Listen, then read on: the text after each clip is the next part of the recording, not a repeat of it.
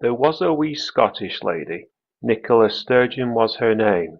Like a non-democratic Ramona, independence was her single aim. Like a dog with a bone, she won't give up the moan until she's fragmented the UK in her quest for fame. We read in the 11th of February 2019 article in The Scotsman entitled Nicola Sturgeon, Scotland will be independent in 5 years, how Sturgeon has stated when asked about independence. She states, I would love to think so, and I think it will. I'm not going to put a particular timescale on it right now, but in the not too distant future, I think Scotland will be an independent country, looking to join the EU and looking to take a seat in the United Nations. Like all fortune tellers, she's talking out of her arse. The 2014 Scottish independence referendum was at the time referred to as a vote of a generation, and yet immediately after the 2016 Brexit vote, and ever since, they keep moaning for a second referendum. Like the logic of the Brexit remoaners, if they get what they want, does that put an end to all future votes?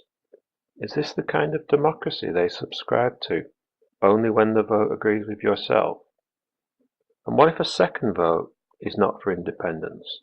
Do we have a third vote? A fourth vote? Democracy is accepting the will of the majority, even if you didn't vote for it. The SNP argue that Scotland voted to remain in the EU. This was not what the Brexit vote was about. It was a yes-no vote to remain in the EU for all of the United Kingdom. Also, how do they know that the Scottish people predominantly voted to remain in the EU? Isn't voting a secretive and confidential process? I did another video on this titled Comment 7, Brexit Referendum, Misuse of Data, and a link is provided below.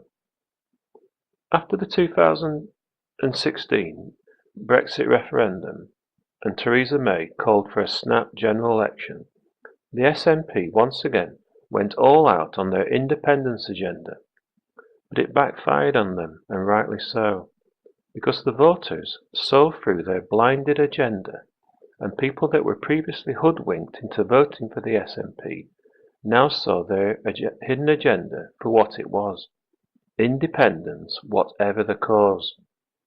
As a result, the SNP lost 26 seats in the House of Commons, and thank goodness there are many out there who see through this lot. No one wants to say it, but the SNP's persistence on independence is bordering on racism. A real hate for the English. This is at the heart of why I dislike the SNP, which stands for the Scottish National Party. This party that differs only in one letter with the BNP.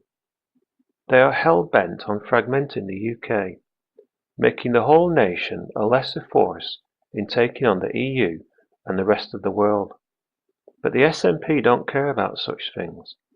They don't care about the UK, England, the EU, you, me, or anything else apart from Scotland and independence.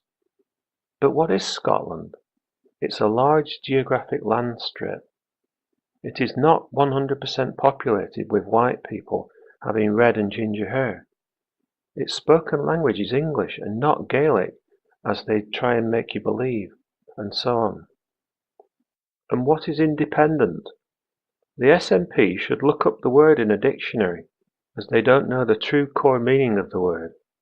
Scotland is a nation with 50%, that is 50% or half, of all workers working in the public sector, and they think Scotland can be independent and survive on its own.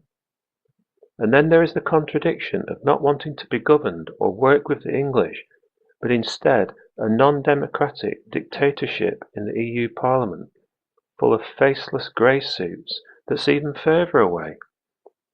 The SNP are blinded by their own stupidity and hatred for all things English, blinded to such an extent that they endanger the Scottish people, the English people, and the entire United Kingdom.